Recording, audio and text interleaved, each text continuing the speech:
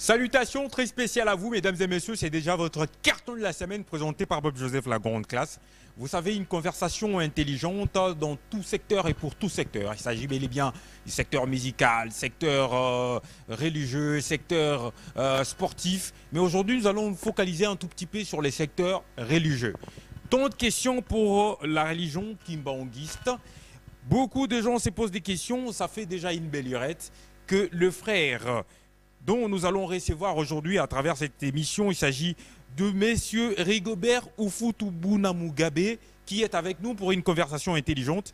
On a entendu parler de la RDC attend sa deuxième indépendance dite spirituelle. Il y a des questions qui vont pouvoir en découler, mais toutefois nous allons faire le point avec lui. Conversation intelligente tout à l'heure avec Bob Joseph, la grande classe. On va y aller. Bonjour Monsieur Rigobert. Bonjour Monsieur Bob. Enfin, je vous reçois pour la troisième fois sur l'antenne. Vous êtes déjà un habitué quand même, hein? Vous Oui, portez bien? Je me porte bien. Et la santé? Oui. Très très bien. Ok. En tout cas, nous avons entendu parler de la deuxième indépendance de la République démocratique du Congo, mais dite spirituelle. Ça là, beaucoup de gens se posent des questions, mais avant d'y arriver à cette question, nous allons nous focaliser sur celle-là. Est-ce que Kimbangu était un prophète ou l'incarnation de Dieu lui-même? Cette question est semblable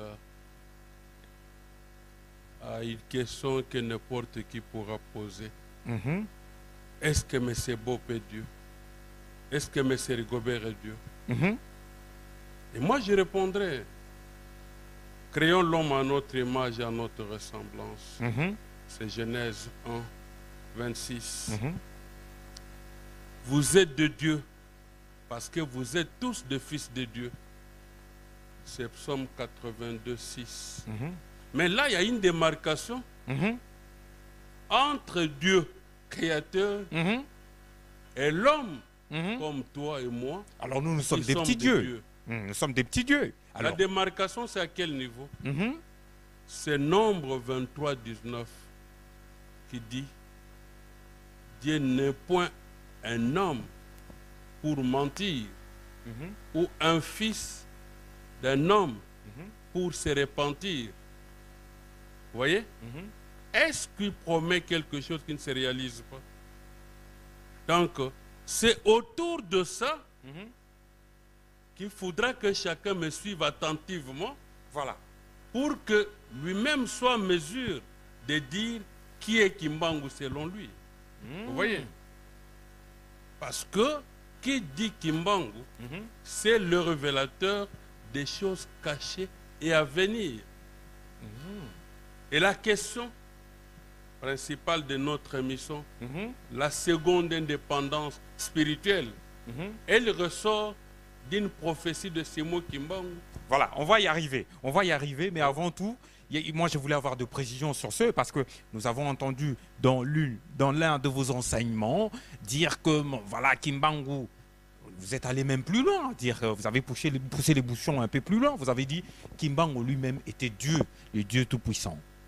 Jusque-là, le manuel scientifique intitulé Le voix de Joseph Dangenda Kontume du pape Jean-Paul Dambanza Congo, que l'on peut aisément lire à la Bibliothèque nationale du Congo, à la Bibliothèque de l'ISP Gombe, au CEPAS, à l'Institut des Archives nationales du Congo, et beaucoup d'autorités du pays, partant du numéro 1 du pays, du président de l'Assemblée nationale, du Sénat, du Premier ministre, et il y a des chefs religieux, les cardinals, les présidents de l'Église du Christ au Congo, et tant d'autres personnes qui ont lu, et personne n'est passé pour me contredire. Parce que je fais partie de l'élément que j'ai dit. Allez tout droit au but. Vous voulez dire que Kimbangu lui-même était Dieu? Voilà, Kimbangu c'est Dieu, le Saint-Esprit. Non, non, non. S'il vous plaît, il y a des questions qui en découlent. Vous êtes une religion noire, pas de blanc. Non, c'est faux. Pourquoi tu dis que c'est une religion noire, pas de blanc, alors que le 5 août 1952, à Loa Kimbangu a dit, les 4 coins du monde me sont donnés. Il n'y aura qu'une seule église, il n'y aura qu'un seul peuple. Sur la terre, il n'y a pas que de noirs. Mais sur Rigobert, on accuse votre religion d'être une religion qui dédaigne ou qui minimise les spiritualités ou bien la spiritualité de blanc. Ça, c'est faux. Kimbangu, le samedi 10 septembre 1921, il a dit le noir deviendra blanc et le blanc deviendra noir. Il est tenté d'établir l'équilibre de race. Aucune race n'est supérieure à l'autre. Vous voyez? C'est comme quand on lit dans Matthieu 24, au verset 2, tout ça dit, il ne resta pierre sur pierre qui ne soit renversé. C'est-à-dire, nous sommes tous créatures de Dieu, mais il est vrai que la race noire est antérieure à toutes les autres races, parce qu'Adam et Ève étaient des noirs. Voilà, mais quand même, apparemment, il y a des gens qui disent que Kimbanguiste est une religion qui se focalise trop sur l'idolâtrie. Donc, vous idolâtrez même la famille Kimbangu, la famille kimbanguiste aujourd'hui, la descendance, vous les adorez et vous les mettez comme des dieux, apparemment, ou comme les symboles de référence sur lesquels vous devrez toujours adorer. Ça, c'est le type de personnes qui fondent leur foi sous la Trinité, Dieu le Père, Dieu le Fils et Dieu le Saint-Esprit, mais qui oublient que Dieu le Saint-Esprit devrait rester d'une façon éternelle. Là, nous sommes dans Jean 14, 15, 16, 17 même. Que c'est le Saint-Esprit ou les consolateurs devraient rester éternellement. Et quand nous allons dans Romains 9, 29, on nous dit qu'heureusement qu'il nous a laissé une postérité. Si le Seigneur ne nous avait pas laissé une postérité, nous serions comme Sodome et Gomorrhe. C'est-à-dire que Kimbangu soit éternel à travers sa progéniture. Moi, je pense que les Kimbanguistes comprennent mieux les concepts de Dieu le Saint-Esprit. Les Kimbanguistes sont partout dans le monde. Les Kimbanguistes, quand je dis que les 4 coins du monde me sont confiés, alors qu'il n'a pas un seul continent, on ne peut pas trouver un Kimbanguiste. Qu'il soit 10 ou combien, mais du moins, on est en train d'aller vers la matérialisation qui n'aura qu'une seule église, qui n'aura qu'un seul Dieu, et que tous nous serons à l'égalité. Il ne restera pierre sur pierre qui ne soit renversé. Devant un Dieu noir ou un Dieu blanc? Un Dieu avec des couleurs? Est-ce que Dieu, pourquoi nous voulons donner à Dieu une couleur? Alors, reconnaissez-vous Jésus aussi? Allons très loin. N'est-ce pas que le 5 mai 1980, à l'île de Gorée,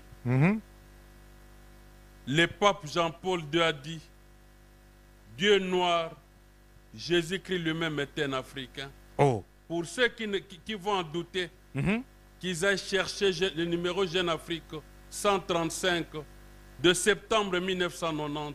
Oh non. Qu'ils lisent calmement la page 38 si ce que je dis est faux. Oh non, mais Jésus est né en Israël. Quel est cet être vivant qui a contredit le pape Jean-Paul II? Et s'il avait menti, pourquoi l'Église catholique lui donne la place aussi pondérée pour un pape qui aurait menti, que Dieu est noir, que Jésus-Christ lui-même était africain? Ils ont des statues de Jésus en blanc, ils ont des statues de Marie. Marie, elle-même, elle était une juive. Le père de Jésus était un blanc, c'était un juif. Et puis, Jésus lui-même était un juif. Il est né en Égypte, bien sûr, mais ils sont rentrés là d'où ils devraient retourner parce que c'était leur terre. Ils sont allés pour parcourir et mettre l'histoire sur table, afin qu'aujourd'hui elle soit écrite dans dans la Bible. Disons que Jésus était blanc. Moi, je pense que les catholiques avisés vous diront que ce que vous dites, c'est un signe d'ignorance. Les catholiques sont en ignorance? Non, ils vous diront quand vous dites tout ça. Non, mais ils ont mis des statues de blancs. Moi, je vous dis, nous sommes en mai 1917, le 13 mai, à Fatima, au Portugal.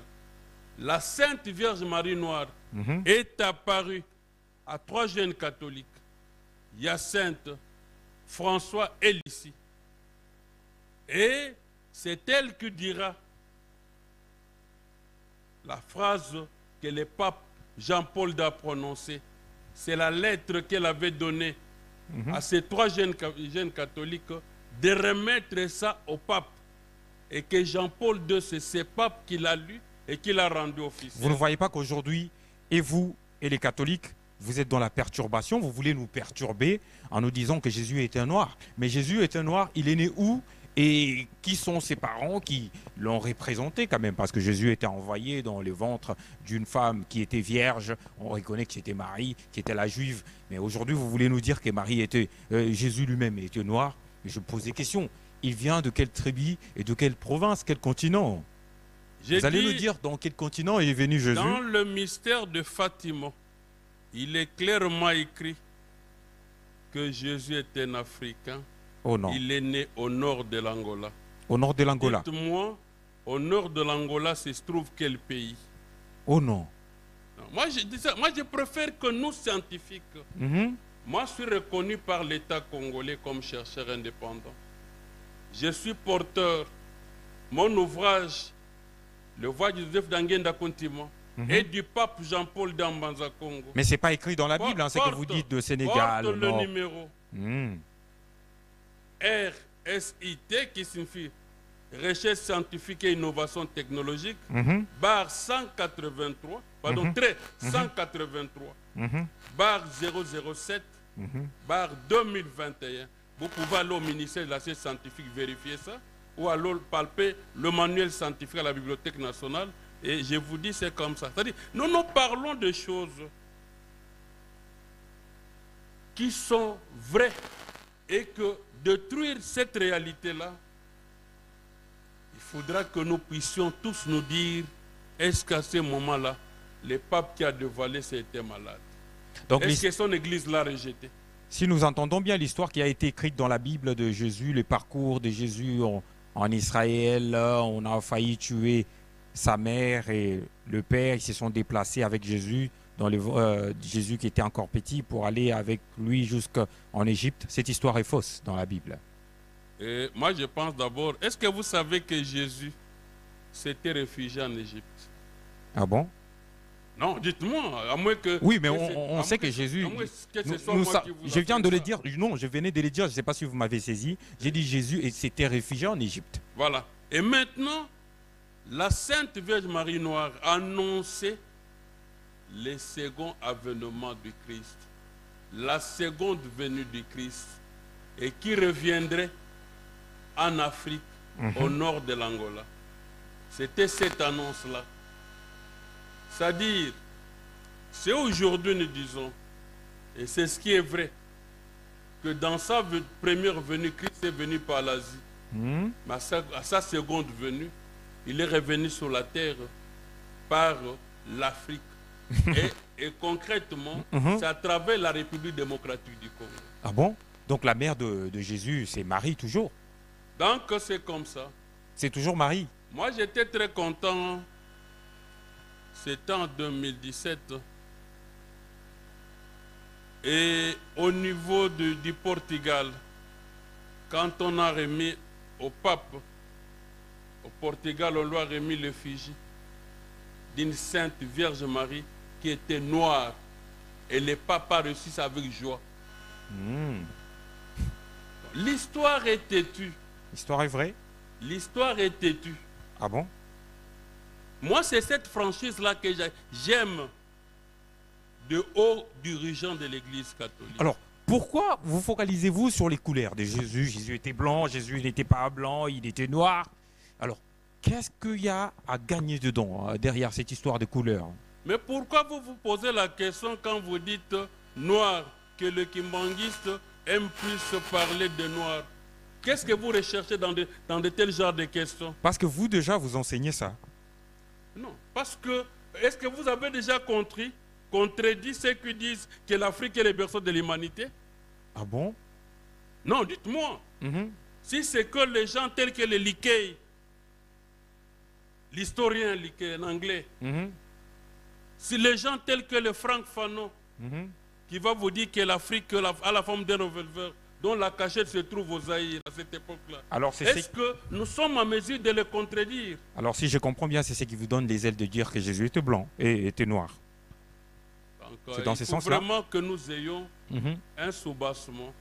Parce que c'est comme nous, scientifiques, quand nous écrivons, il faut qu'il y ait des sources. Où est-ce qu'on a tiré des informations? Au cas contraire, s'il n'y a pas tout ça, on va vous dire c'est du plagiat. Très bien. Focalisons-nous sur le thème du sujet d'aujourd'hui. Nous allons revenir sur notre petit mouton. Il s'agit de la RDC qui attend sa deuxième indépendance, dite indépendance spirituelle. C'est un peu ça. Alors moi je me pose des questions. De quel pouvoir, de quelle force mobile parvenez-vous à dire que la RDC attend sa deuxième indépendance spirituelle? Avant que je ne parle de l'entretien de Papa Simon Kimbangu avec les prêtres de Kisantu, le 17 août 1922 à Lubumbashi, je voudrais rentrer dans la Bible que les gens connaissent très mal. La Bible, c'est notre livre. C'est votre livre. La Bible, c'est notre livre. Ben, c'est les livres à tout le monde. On va vous présenter. Nous sommes dans Ézéchiel 36, au verset 33-36. On nous présente un pays qui est entouré de ses voisins. Un pays entouré de ses voisins. Et les voisins vivent comment ce pays se détruit, se dégrade du jour au jour. Là, vous parlez de quel pays? Le pays est ruiné. Parlez de la RDC. Le pays devient désert. Vous parlez de la RDC indirectement dans la Bible? Ça, ce n'est pas moi qui l'ai dit. Moi, je suis dans la Bible. Et Dieu se décide. Et il dit même dans Ézéchiel 36, 33-36, on dit ce pays qui est l'Éden. Ce pays-là, c'est le jardin d'Éden. Et Dieu se décida de reconstruire, de rebâtir ce pays-là. Dites-moi pour ces peuples meurtris, quand Dieu intervient, ce que Dieu lui donne, et c'est une indépendance politique ou spirituelle. Quand c'est Dieu lui-même qui intervient pour établir ces pays-là. Et là, dans la Bible, on dit que tous les pays voisins sont dit, Dieu lui-même a rebâti ces pays. C'est parce que les gens ne comprennent pas, ne lisent pas la Bible. C'est comme ça que Papa Simon Kimbangu, le 17 août 1922, quand il a reçu la visite des prêtres de Kisantu, il leur a donné une ligne de conduite, de servir Dieu dans la vérité. Il leur a dit que ce pays aura sa première indépendance. Et quand il aura sa première indépendance, il a défini les lignes maîtresses des animateurs. Et il fait voir qu'à un moment donné, le tissu économique du pays sera détruit. À un moment donné, les routes seront détruites par la force des étrangers. Le pays sera pillé. Il dit quand le pays arrivera au seuil du pillage, c'est à ce moment-là que vous allez vivre la seconde indépendance, qu'on appellera l'indépendance spirituelle. Mais il dit, les conséquences de la première indépendance, ou la fuite que les étrangers ont connaîtront à la première indépendance, auront des conséquences moins graves qu'à la seconde indépendance. C'est vrai ça?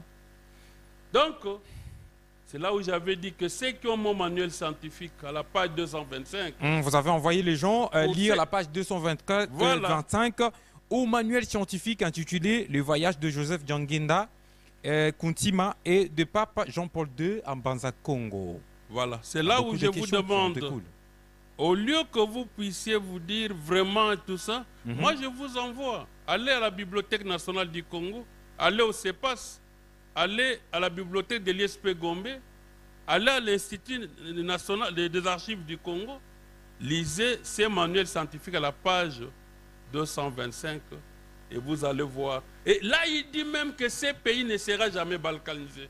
Attendez, moi j'ai beaucoup de questions parce que là, vous nous amenez dans un autre monde de curiosité. Moi, je me pose des questions lorsque vous parlez déjà de la RDC, qui s'avère déjà c'est une délivrance pour vous. Vous visez qui et quoi et qu'est-ce qui se cache derrière cette indépendance obtenue depuis 1960. Aujourd'hui, vous nous parlez de l'indépendance qui sera faite d'une autre manière, sous un autre état d'esprit. Il s'agit bel et bien de l'état spirituel. Vous nous parlez de ça, mais qu'est-ce qui se cache derrière tout ça? Derrière 1960, les jours de l'indépendance aussi, c'était les 30 juin. L'indépendance politique n'est pas une indépendance qui ouvre la voie à l'indépendance matérielle. C'est l'indépendance spirituelle qui ouvre la voie à l'indépendance matérielle. Ça veut dire quoi? C'était un emprisonnement? Je vais m'expliquer. Nous avons les lithium, nous avons tout ce que nous avons, mais c'est ailleurs qu'on vous dit que vous devez vendre à autant. Ah bon? Alors que c'est votre bien. Vous voyez? Donc politiquement, vous dépendez. Vous êtes sous le dictat de la France, on est sous le dictat de l'Amérique, on est sous le... Donc chaque animateur politique s'est dit, moi je suis avec tel, il compte sur tel, tout ça. Parce que spirituellement, il n'est pas sûr de soi-même, il n'est pas sûr de l'appui de Dieu. Et il s'est dit, voilà, il faut qu'un homme me soutienne. Et tout ce que cet homme demande, et d'ailleurs c'est ce que Passimo Kimbangu avait dit, dans son discours programme du samedi 10 septembre 1921 en Banzansanda, que les dirigeants, que tous ces dirigeants qui suivront, dans les gouvernements, voilà, les gouvernants seront sous les dictats de l'étranger. Ils feront la volonté des étrangers. Et ils vont se livrer leur population dans des guerres meurtrières pour servir les intérêts des étrangers. Vous voyez? Et c'est là où Papa Dengenda va dire que la démocratie, c'est le cadeau empoisonné que les Occidentaux ont donné aux Africains pour qu'ils s'entretuent davantage. Vous pensez que les Soudanais, qu'on parle aujourd'hui du Soudan du Sud et du Soudan du Nord, c'est une joie pour les Soudanais? Voilà. Alors, moi je me pose des questions. De quel niveau spirituel que les Blancs ont eu à bloquer peut-être l'esprit congolais pour qu'enfin que les Congolais soient toujours à leur servitude? De quel esprit? Parce qu'aujourd'hui, vous nous parlez déjà de l'indépendance spirituelle. Alors, de quel pouvoir les Blancs ont eu à bloquer spirituellement les Congolais pour qu'enfin qu'ils soient toujours esclaves de leurs propres désirs? Pas les Congolais, parlons de Noirs, parlons des Africains en général. Et pour parce qu'ici, on parle d'abord des Congolais, on parle de l'indépendance. Je comprends pourquoi on est au point. Je sais. Moi, voilà. je voulu que les gens comprennent, qu'on mette la corde haute. Voilà, très bien. Allez-y. Vous savez, avant l'arrivée des Blancs, nous avons notre mode de gérer les pays. On avait un mode de gérer les biens publics. Mais quand le Blanc est venu pour la gestion de l'espace, il nous a donné des ordres. C'est-à-dire, pour eux, quand ils disent bonne gouvernance, il y a des critères qui vous disent si vous ne faites pas ça. C'est-à-dire, au lieu que l'argent que nous avons et que l'on dise que le peuple congolais vit au jour c'est $1, qu'on dise que non, c'est vraiment un taux de misère. Mais pour le Blanc, on vous dit, si en banque, vous n'avez pas un matelas financier d'autant, c'est une mauvaise gouvernance. Vous voyez? Et les Blancs vous disent, voilà, pour que vraiment qu'on vous dise que vous êtes bien coté, il faut ça, ça, ça, ça. Alors que nos ancêtres, pourquoi parlons de nos ancêtres? Pourquoi ne pas parler de la Libye avant-hier ici avec Kadhafi? Où chaque Libyen, avec tout ce qu'il y a comme richesse de la Libye, chaque Libyen avait une rétribution. Non, moi je pense qu'il faut que je vous parle de Tshisekedi Wamulumba qui disait il est à chacun de se prendre en charge. Tout Congolais doit se prendre en charge au lieu d'écouter les autres. J'espère que c'est juste ça, c'est pas question de spiritualisme dans tout ça. Non, non, moi je dis voilà, Les slogans, c'est autre chose. Les slogans... Ce n'est pas du tout un slogan, mais c'est profond. Non, je dis c'est profond. C'est profond. Mais quand ce qui est profond n'est pas ce que l'on exécute, quand ce que l'on dit, ce n'est pas ce qu'on matérialise, c'est un slogan pour que les autres, tout ça. Ça, c'est différent. Oui. Mais moi, je parle ici de la gestion de l'homme. Raison pour laquelle j'ai commencé à dire que l'homme est Dieu. Que l'homme est la ressemblance et l'image de Dieu. Que l'homme comprenne que celui que j'ai fait souffrir, c'est moi-même. Vous voyez? Que l'homme comprenne la gestion de la chose publique. Ce n'est pas pour moi. Je suis le gardien, mais je n'en ai pas le pouvoir totalitaire. Je n'ai pas le droit de prendre gros pour moi et ma famille et non les autres. Très bien. C'est ça la gestion de la cité dans le pouvoir spirituel. Très bien. Alors, messieurs, Eric Gobert, moi j'avais une question. Puisqu'il y a Fachi, Tshisekedi Félix Mulumba, qui est en train de militer, qui se bat du matin au soir pour transformer les Congos, amener les Congos au développement, bien sûr. Alors, transformation, aujourd'hui nous parlons déjà des maternités qui est un peu gratuite et tout ça. Mais tous ces efforts qu'il est en train de faire, et aujourd'hui vous nous parlez d'une indépendance dite spirituelle, est-ce que vous lui avez aussi informé, puisqu'il est en train de lutter pour la transformation du pays, bien sûr? Est-ce que vous lui avez déjà informé? Le 6 avril 2021, Son Excellence, Monsieur le Président Félix Antoine Tshisekedi Tshilombo, était en Kamba. C'est le jour qu'il a honoré Papa Simon Kimbangu. Il a parlé de la date du 6 avril, férié chômé payé. Et le 27 mai de la même année, parce que mon manuel scientifique est sorti le 6 avril 2021. Aller à la présidence vérifier si mon manuel scientifique n'est pas entré à la présidence le 27 mai de la même année. Vous êtes sûr que c'est déjà entré? Moi, j'ai déposé. Allez vérifier au siège de l'IDPS. Il faut qu'on aille vérifier. Bien sûr. Allez vérifier au siège de l'IDPS. Moi, je n'ai pas déposé là-bas. On fait appel au chef de l'IDPS. On est obligé de venir faire des investigations sur ce. Qu'est-ce que nous avions voulu faire par là? On peut tout prononcer. Mais quand il n'y a pas l'indépendance spirituelle, l'indépendance matérielle n'est que la conséquence heureuse voilà, moi, de l'indépendance spirituelle. Très bien, je vous ai posé la question de savoir si le président de la République est informé. Mais le manuel scientifique est là, et je passe dans des émissions, on suppose qu'il a ses services. Voilà. Et même les communicateurs du chef de l'État, à un moment donné, ils avaient promis me recevoir.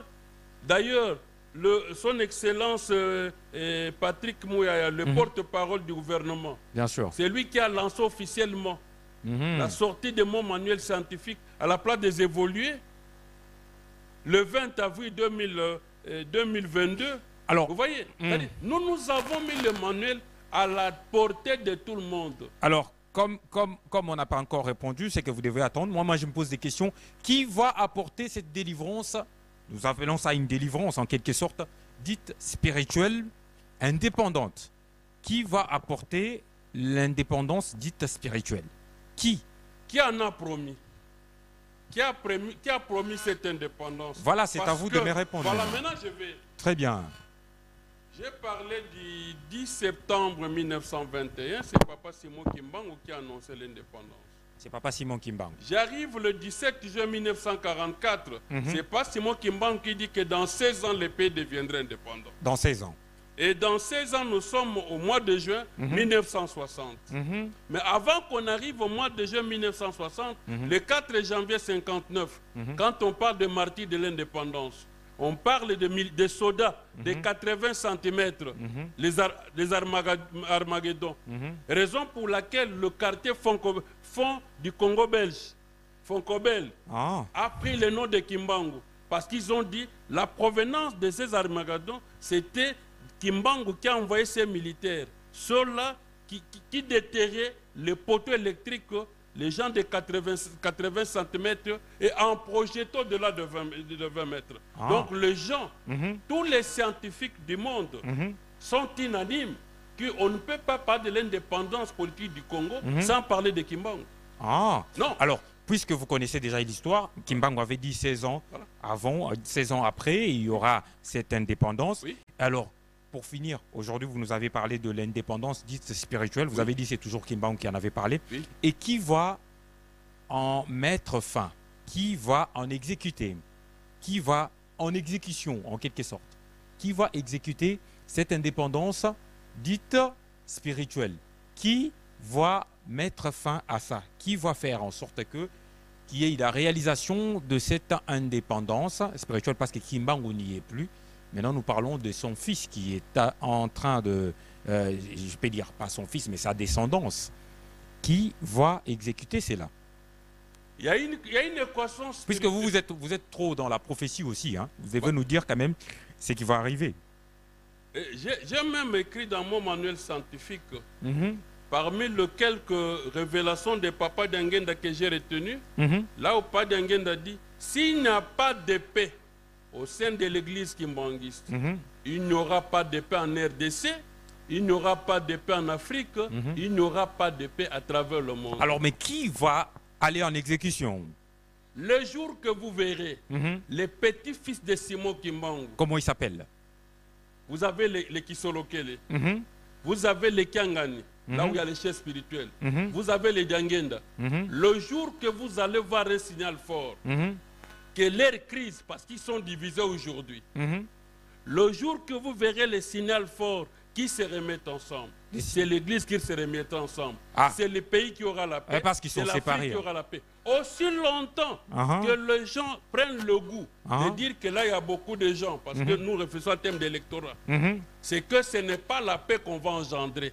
Et quand tu n'auras pas de paix, qu'il n'y aura pas d'indépendance spirituelle, tout ce que nous donnerons comme des promesses, non, voilà, une année économique et qu'on sort, c'est qu'on ne va pas récolter ces fruits-là. Donc disons que ça, c'est ce qui... qui... nous prendre pour des menteurs. Alors que nous avons publié pour que les gens comprennent comment est-ce qu'on peut évoluer. Alors après l'indépendance dite spirituelle, qu'est-ce qui va se passer après?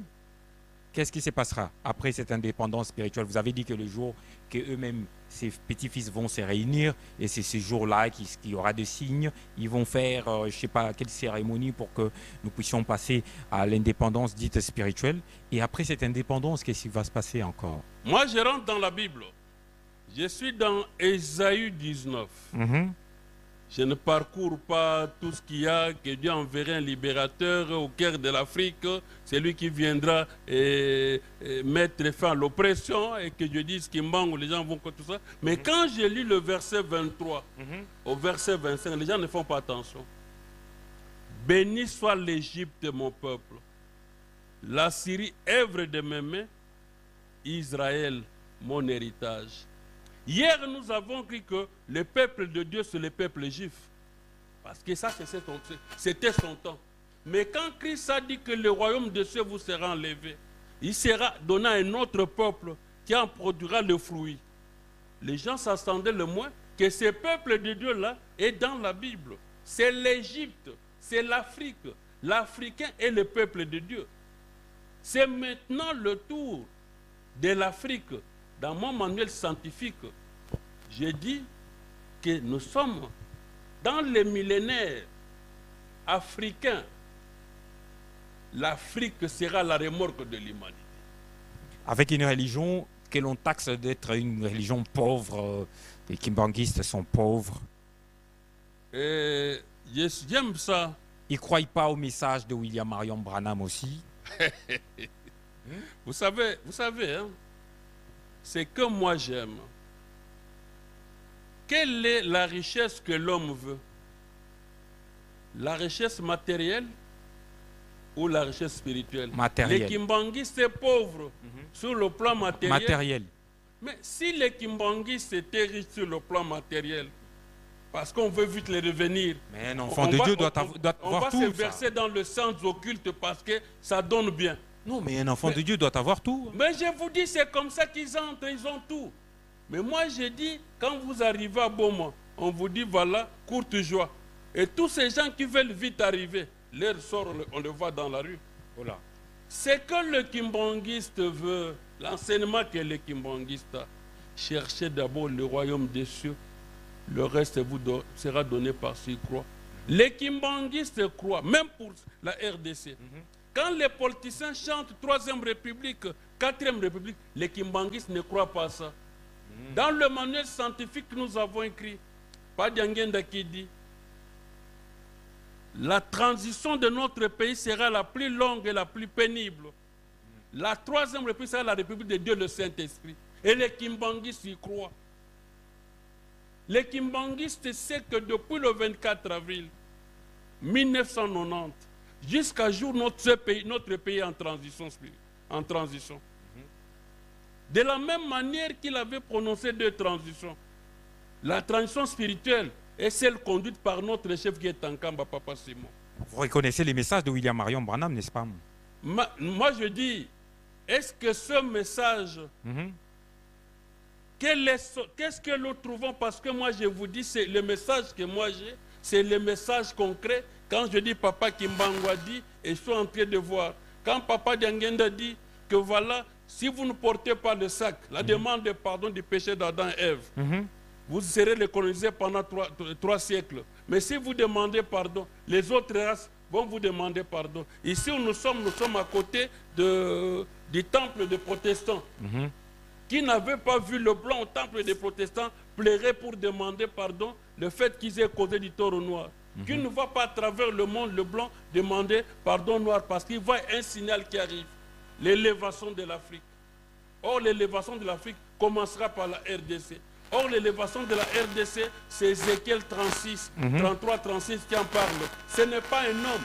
Dieu dit que je vais le rebâtir. Moi, ma joie aujourd'hui, c'est quand je vois les chefs de l'État, en dehors du 6 avril, que le Conseil des ministres ait décidé, le 7 avril 2023, qu'il faudra que dans tous les secteurs éducatifs, de l'école primaire en secondaire, et pourquoi pas université, dans le cours d'éducation civique et morale et de différents cours, qu'on étudie Simon Kimbangu. Je dis ça, c'est quand même, c'est déjà beaucoup. Mais quand je vois un avion survolé, qui porte le nom de Simon Kimbangu, je dis voilà, quelqu'un qui est tenté d'apporter le message parce qu'on va poser la question, Simon Kimbangu, et ils me disent, ce n'est pas qui, on dit c'est quoi. Et les gens, nous en profiterons pour parler de papa Simon Kimbangu. Voilà. Vous voyez? Voilà. Donc, de tels signes, si vous lisez mon manuel scientifique, vous allez voir ces genres de chefs. Ces genres de chefs, on en parle. Et même la lettre que j'avais adressée au chef de l'État, et avec le premier, j'ai dit, je me demande si ce que l'on parle à la page 225, s'il s'agit de vous et de votre gouvernement. Ils le savent. Nous prenons ce courage, nous écrivons pour interpeller l'animateur. Très bien. Monsieur Rigobert, les gens qui vous suivent, même les frères de votre religion kimbanguiste, ils attendent la réalisation de l'œuvre de Kimbangu à travers l'indépendance dite spirituelle. Et c'est à quand? Moi, je vous dis... On va chuter sur ça. Je vous dis, c'est imminent.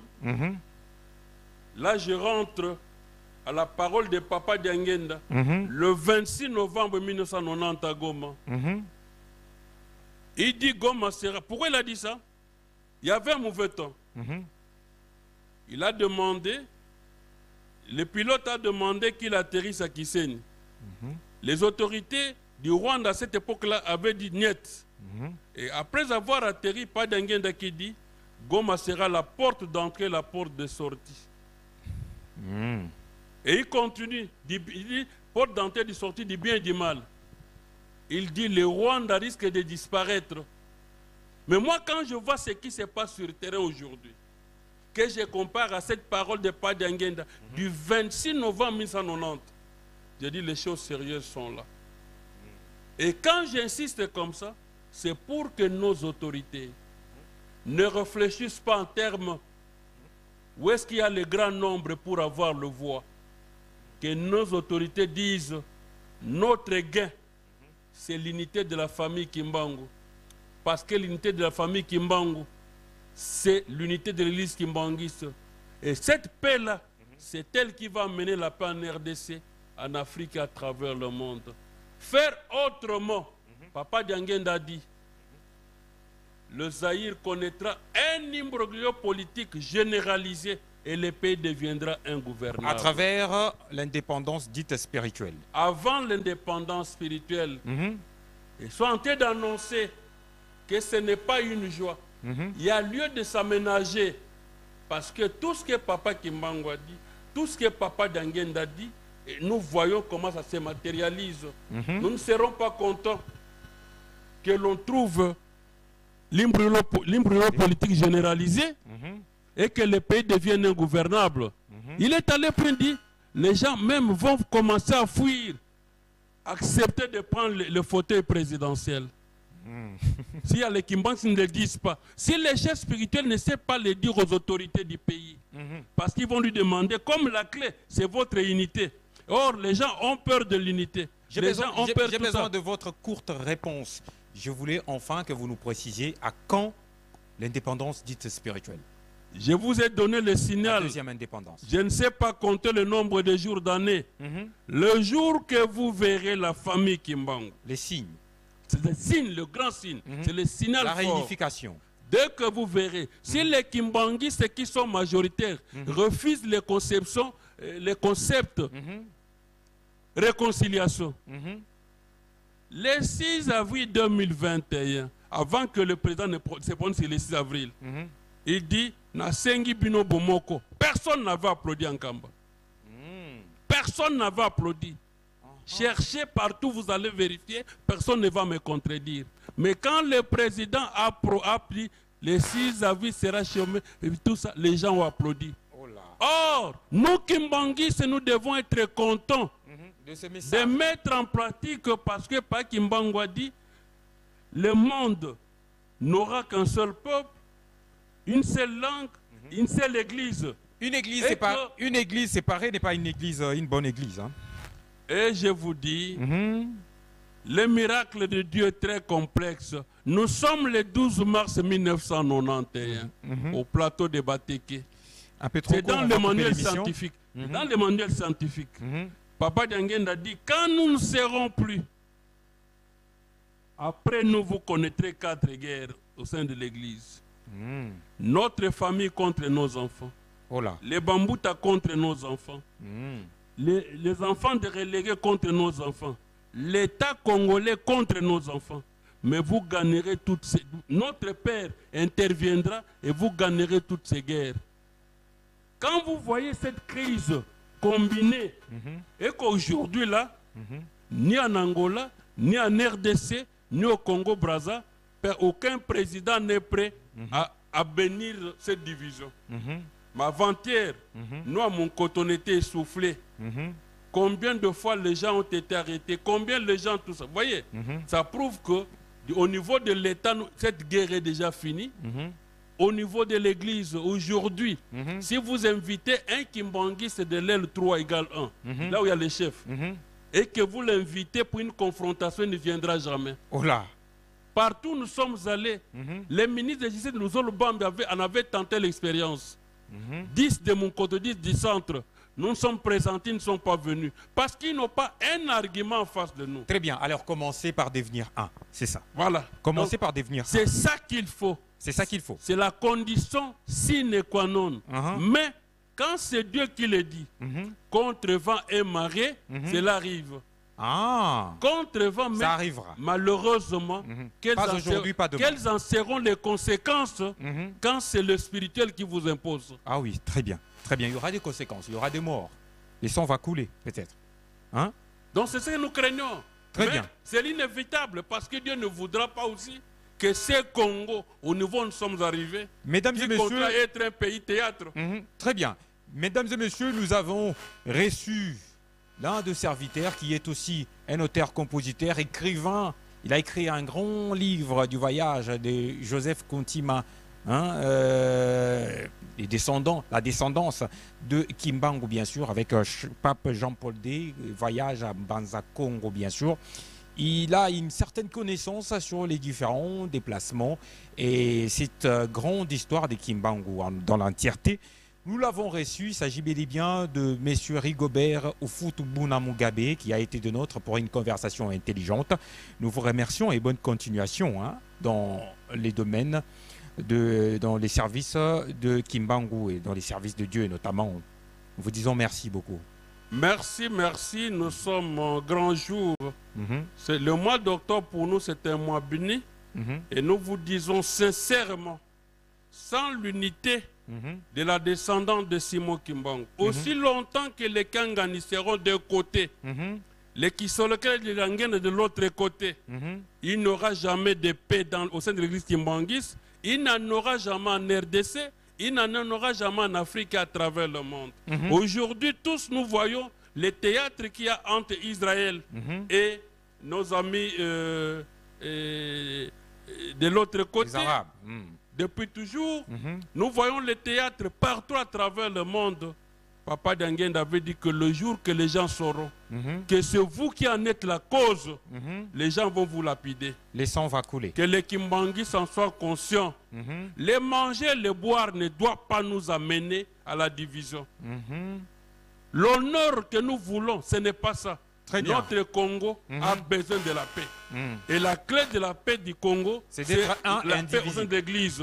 Et l'église unie, c'est la famille de Simon Kimbangu unie. Voilà, on veut vous voir unis. Voilà. Ça. Merci beaucoup, Messieurs Rigobert, d'être de passage aujourd'hui à travers cette émission. Mesdames et messieurs, on s'en est fini aujourd'hui. Bob Joseph qui a pris les contrôles du micro. Il s'agit bel et bien de Bob Joseph Ndikai, la grande classe, votre humble serviteur. Il s'agit de un présentateur qui s'y connaît en la matière, mais de l'autre côté de la régie finale, nous avons l'assurance du réalisateur 2.0, l'honorable Serge Moulunda, le préfet de la ville, qui nous a réalisé aujourd'hui. Brice Voubou derrière toutes ces caméras, 4K du vecteur de valeur morale. Bonnes conditions télévisuelles à vous, excellentes conditions visuelles à vous, et je vous aime. Restez toujours en compagnie du vecteur de valeur morale, je vous aime bien. Passez une très belle journée. Merci.